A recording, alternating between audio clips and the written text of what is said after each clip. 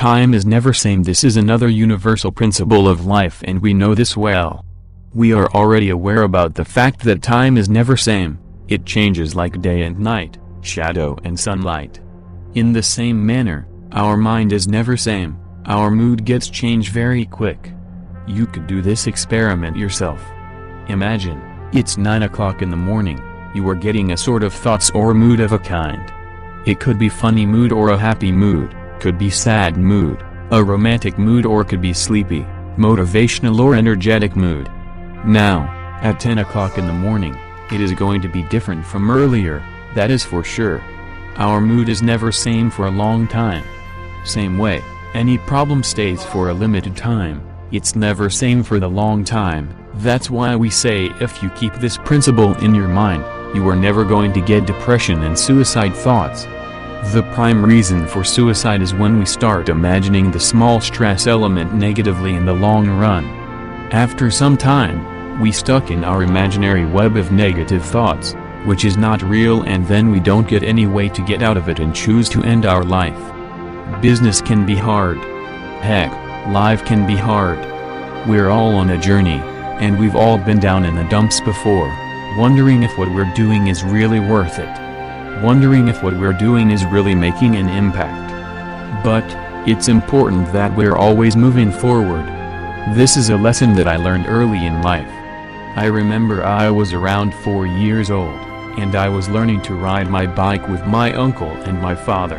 Of course, I fell off multiple times while I was learning to cycle, and I remember one time I cut my knee pretty badly. Then something rather deflating happens. You wake up the next morning and the inspiration is gone. You're still the same old you.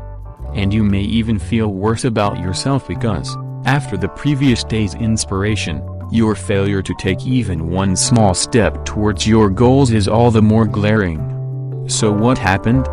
The truth is that you, and millions of other people looking for inspiration to change their lives, have been hoodwinked by the inspirational industrial complex, a multi-billion-dollar industry.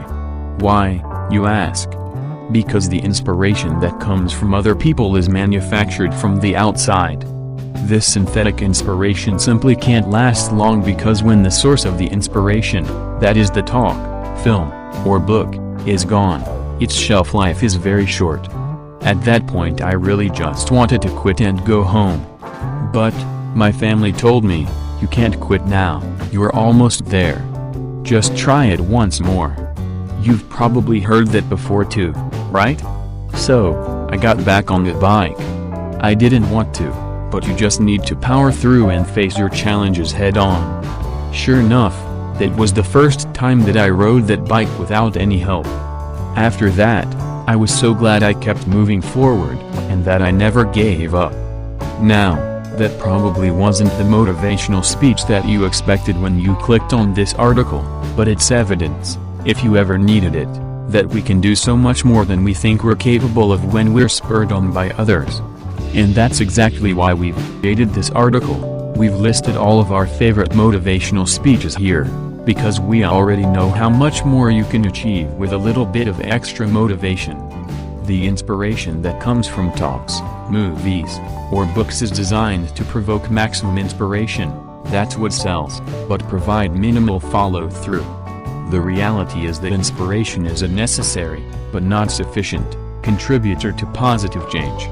Yes, inspiration gets you out of bed or off of the sofa, but motivation to change without a clear direction to change has little value. Also, inspiration and direction aren't even sufficient if you lack the knowledge, skills, or support necessary to catalyze action towards your goals. Okay, I will give a little and say that it is theoretically possible for inspiration from others to motivate change. A very small segment of the inspiration-deficient population is teetering on the edge of change and just needs the slightest nudge of inspiration which they might get from outside of themselves. Or the inspiration generated from the outside is very immediate, deep, and resonant, such as the courageous efforts of a dying parent to stay alive for their child's wedding or birth of their grandchild.